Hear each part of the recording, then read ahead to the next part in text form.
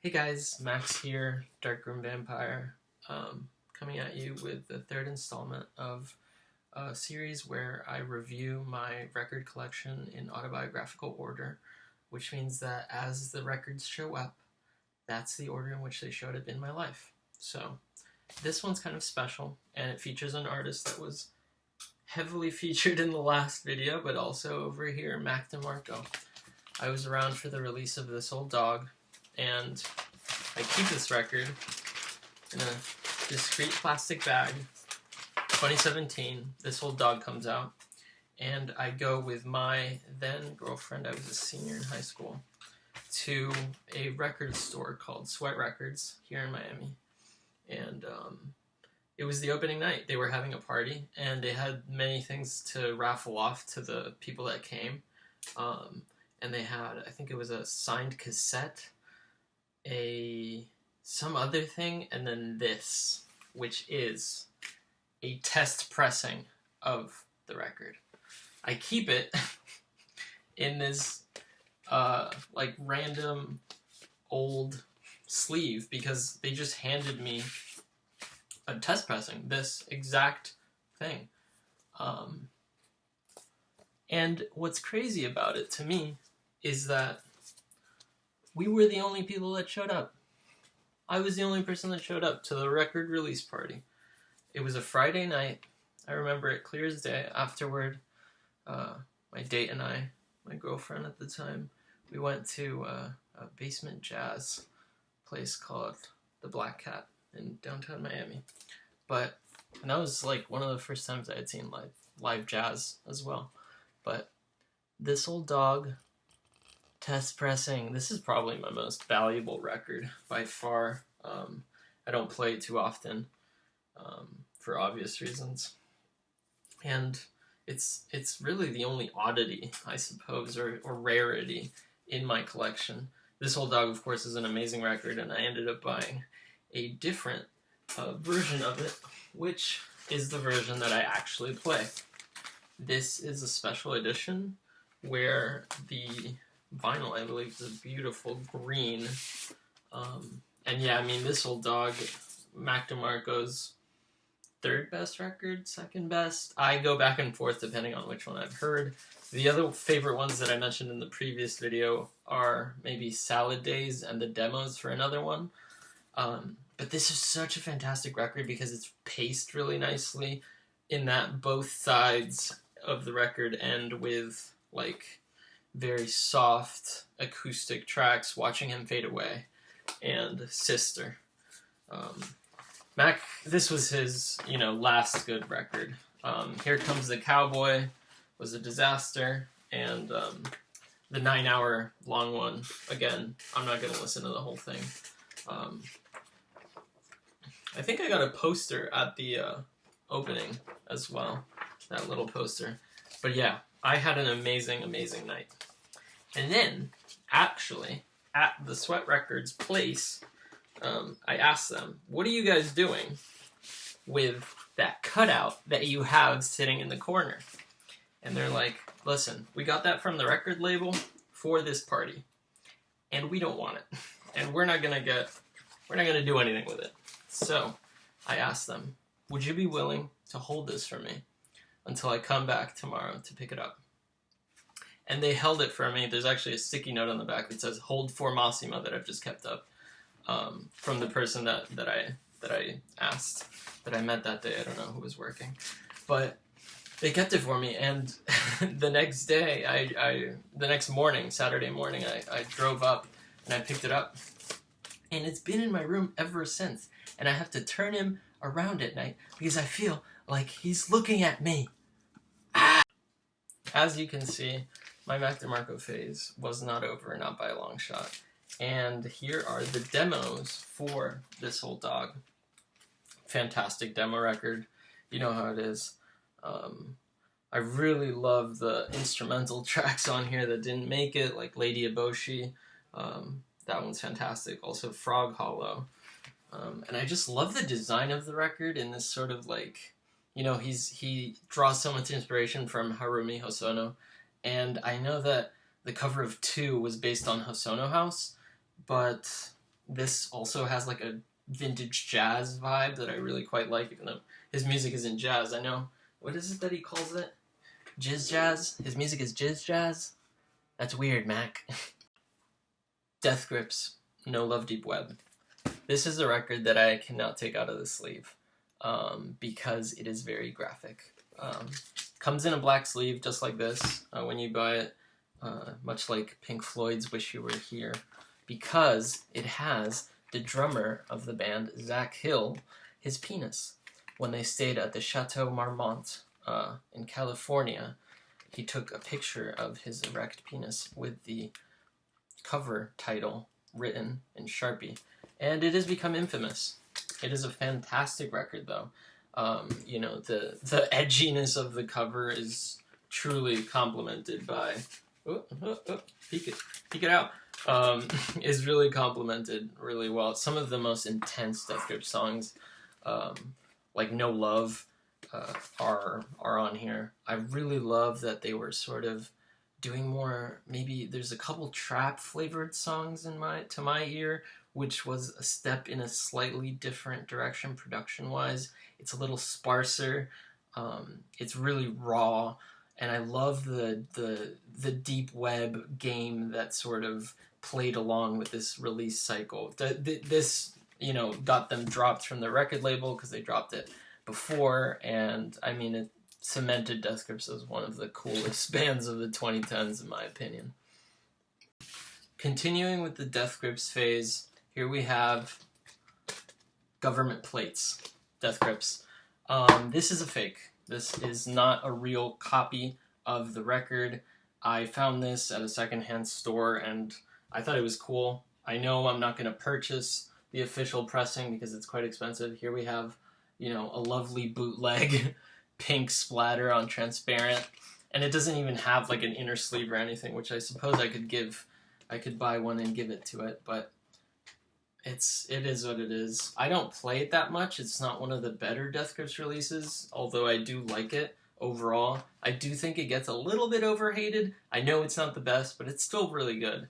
And I actually love bootlegs. I don't mind having a bootleg at all. I think bootlegs have a lot of character, and they speak to the community that surrounds a group more so than like any actual intent. I think Death Grips themselves aren't interested in like necessarily making a ton of money off of their work, and it's within the ethos of the band, I think, to just like put out a bootleg of it.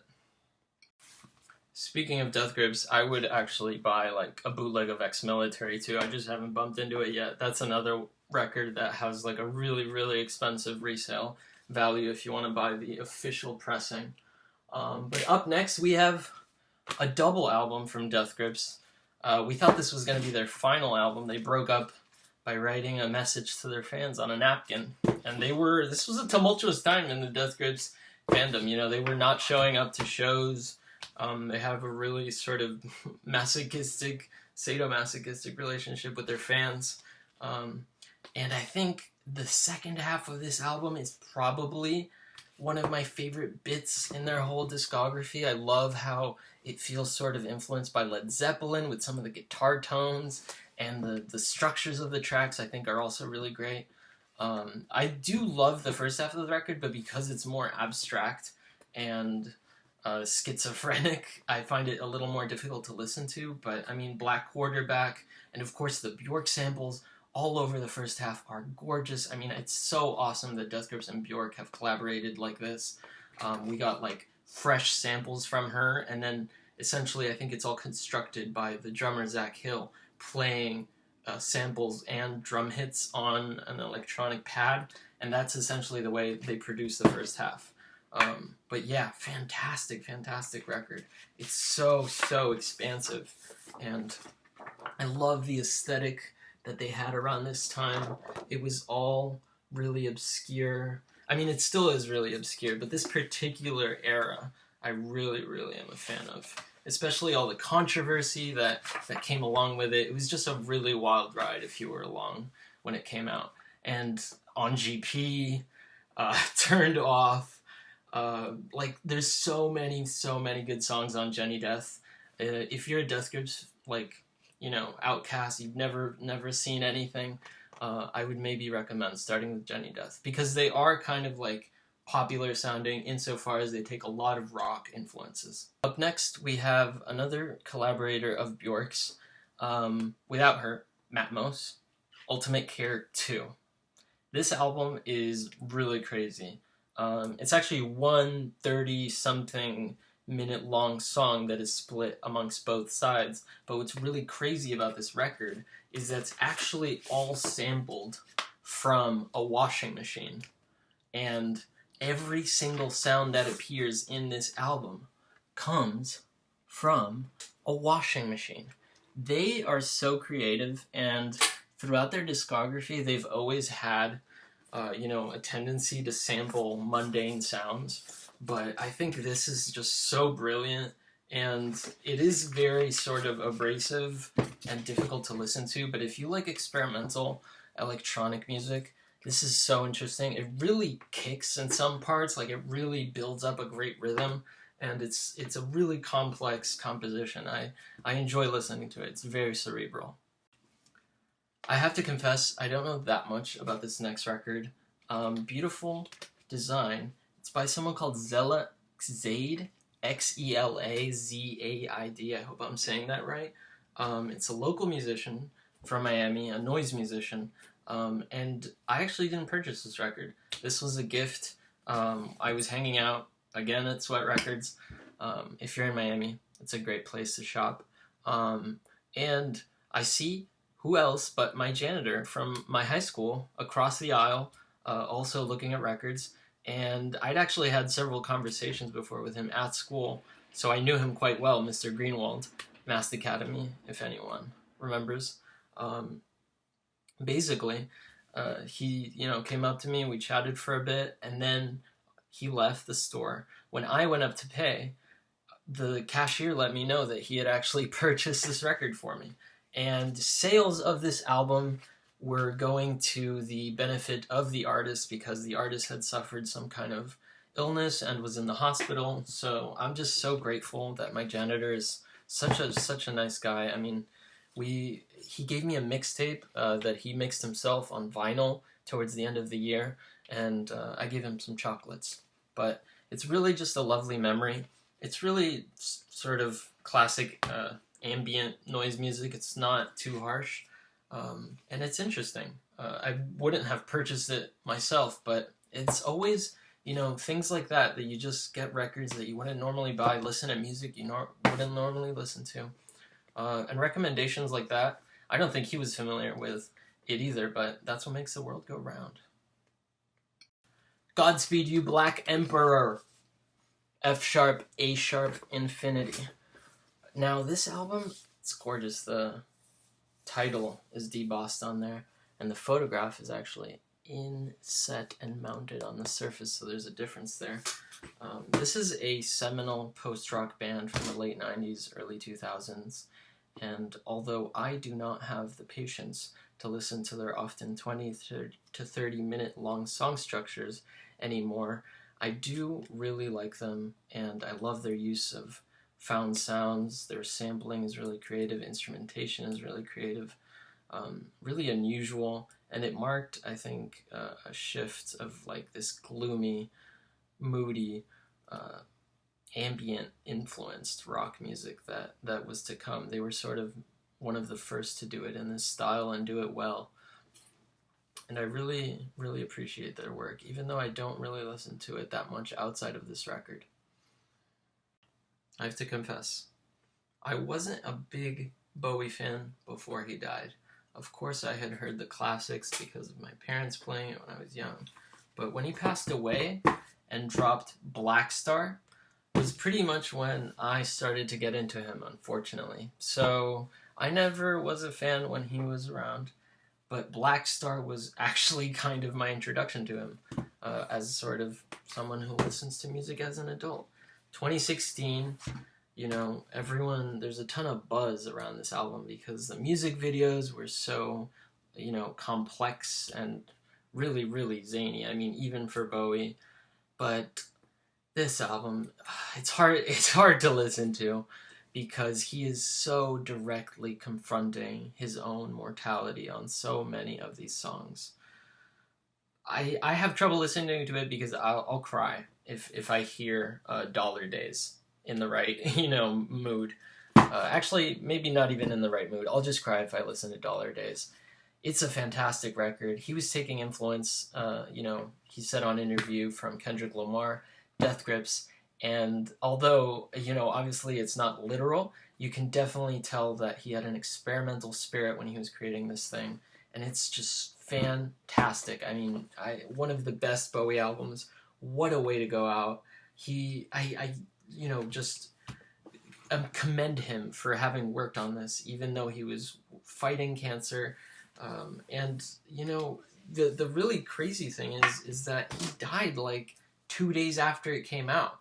It was like this insane sort of like send-off, and I don't think we'll ever have a situation like that again. It was really eerie and strange when they came out and he passed away. These tracks, which so directly talk about his death. So there was no real way to listen to this album without also confronting the fact that he had just died. So of course Blackstar comes out, and I become a fan, and I go back through his discography and look for Ziggy Stardust and the Spiders from Mars. This is probably the only glam rock album that I really actually enjoy, and I love the lyricism on this of, in being involved and associated with the space age obsession of the era, and him sort of embodying that on stage with this character, which was so like fresh in terms of rock music, a new presentation, a narrative. A lot of these songs are very, very powerful in terms of their storytelling. 5 Years, it sort of does that really well, I think. And I love the vocals on this, the way that they're strained. He has such a unique voice, and I think this is probably, obviously one of the greatest rock albums of all time. But I don't know. I think maybe Blackstar. Does Blackstar beat it out? Leave it in the comments, guys. What's the best Bowie album? He has so many to pick from. He has such a long career. Who has been a chameleon the way that he has? No one. I mourn his loss quite often because I think there were few people that continued to produce such quality music throughout their entire life. I think it's something really rare, and I consider myself grateful. I went to an exhibition of his life in Barcelona, and I got to see really the nitty-gritty of his career. I'm quite interested in him as sort of a queer figure as well, and yeah, really love Bowie. Bad Bad Not Good 4, follow-up to 3 from the last part of this series. This album isn't good all the way through, but the songs that are good are really, really good. Time Moves Slow, In Your Eyes, Speaking Gently, Confessions Part 2, that's about half the record, and it really is reminiscent of 70s sort of production styles. It's really crisp and soft and sultry. I really love Time Moves Slow and In Your Eyes. Those are just perfect songs. They're so soft. I don't think anyone's made anything as romantic since, maybe. They're so romantic. It's the t-shirt. Joy Division, Unknown Pleasures.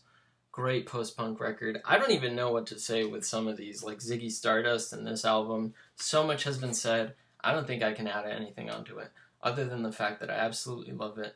I love Joy Division. I love New Order. I love them both. And this album will change your life if you haven't listened to it. The best album art of all time? Who knows? Certainly maybe one of the best band t-shirts of all time. Skrillex! But yeah, I can't say anything else.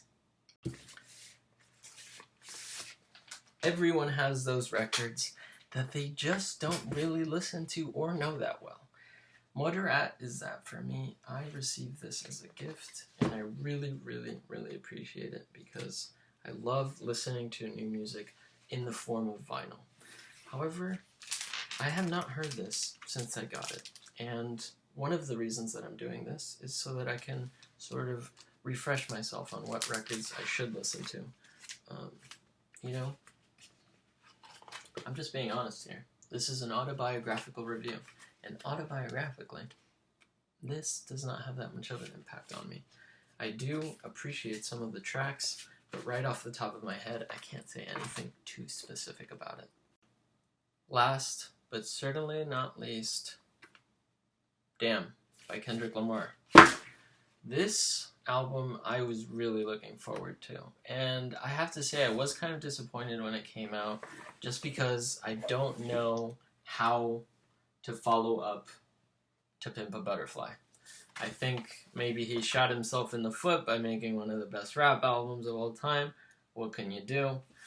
This is still a great record, and it has grown on me a ton since it came out, because with repeat listens, I appreciate more what he was doing. Some of the songs seemed a little too pared down compared to what he was doing on To Pimp a Butterfly, which was so layered and so intricate. So many different flavors and styles going on, whereas this was a little simpler in you know, from a production standpoint. Not as many layers to it maybe, but I still think it's aged actually really well. A couple of tracks I don't love, like Love, actually, speaking of, but I mean Humble. Pride is amazing. DNA, Loyalty, I mean, you know, there are really good songs on this, and I think it was super influential. What cemented him as well. I actually saw him on tour for this, and I caught him at the Last Stop. It was one of the best concerts I've ever been to. The way he commanded an entire arena of people, and everyone knew every single word. Kendrick is really someone that you have to watch live, and he is such a great performer. I mean, such a forward-thinking person. The show at the time had this whole, like, Kung Fu Kenny presentation, and there were, like, videos that he had prepared, so it was really a satisfying performance in terms of rap. I've definitely been to rap performances that are more than lackluster. I think he could have spent a little more time fleshing out the themes of this record. They're a little bit ham-fisted, and I don't know. I think it's a little bit, like, too much maybe even with the titles and everything sort of not quite connecting in the way that it should, in the way that I think he wanted it to. But nonetheless, you know, it's hard to say bad things about it. And yeah, thank you so much for watching. Stay tuned. Part 4 is up next. Love you.